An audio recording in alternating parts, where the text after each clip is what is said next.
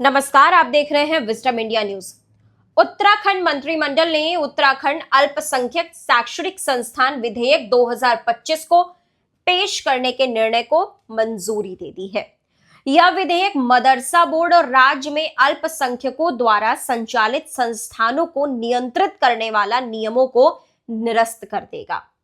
एक आधिकारिक सूचना के अनुसार प्रस्तावित विधेयक का उद्देश्य अल्पसंख्यक शैक्षणिक संस्थानों के लाभों को मुसलमानों के अलावा अन्य अल्पसंख्यक समुदायों तक पहुंचाना है। इस बिल के सामने आने से मुस्लिम समुदाय में एक चिंता पैदा हो गई है कि प्रस्तावित कानून संविधान के अनुच्छेद 26 और 30 के तहत उनके अधिकारों का हनन कर सकता है, जो शैक्षणिक संस्थान चलाने और धार्मिक मामलों के प्रबंधन के अधिकार प्रदान करते हैं। प्रस्तावित विधेयक के लागू होने से 1 जुलाई 2026 से मान्यता प्राप्त अल्पसंख्यक शिक्षण संस्थानों में गुरुमुखी और पाली की पढ़ाई की भी अनुमति मिल जाएगी।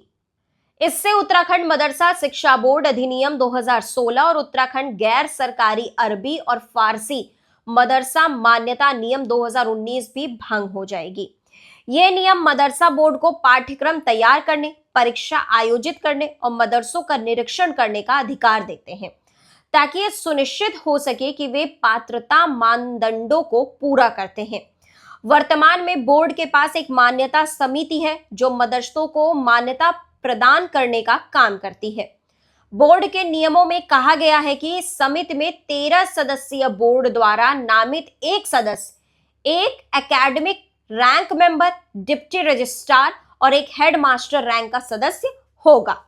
वहीं प्रस्तावित विधेयक से संस्थान की मान्यता रद्द होने की संभावना है, क्योंकि यह सिखों, जैनियों, ईसाइयों, बौद्धों और पारसियों को अल्पसंख्यक शिक्षण संस्थान चलाने की अनुमति देता है, जबकि वर्तमान प्रावधान केवल मुसलमानों के लिए है। वर्तमान में राज्य भर में 452 मान्यता प्राप्त मदरसे संचालित हैं। यह अल्पसंख्यक शिक्षण संस्थान के रूप में मान्यता प्राप्त करने के लिए शिक्षण संस्थानों को संबंधित प्राधिकारी से मान्यता प्राप्त करना भी अनिवार्य करता है। इसके अलावा शिक्षण संस्थान का सोसाइटी अधिनियम, ट्रस्ट अधिनियम या कंपनी अधिनियम के तहत रजिस्टर होना और जमीन, बैंक खातों और अन्य संपत्तियों का स्वामित्व संस्थान के नाम पर होना आवश्यक है।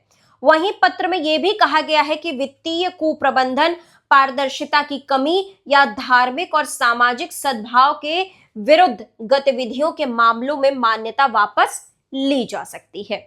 तो देश दुनिया की बाकी खबरों के लिए आप लगातार जुड़े रहिए विजडम इंडिया न्यूज चैनल के साथ। चैनल को लाइक करें, सब्सक्राइब करें, शेयर करें, कमेंट करें।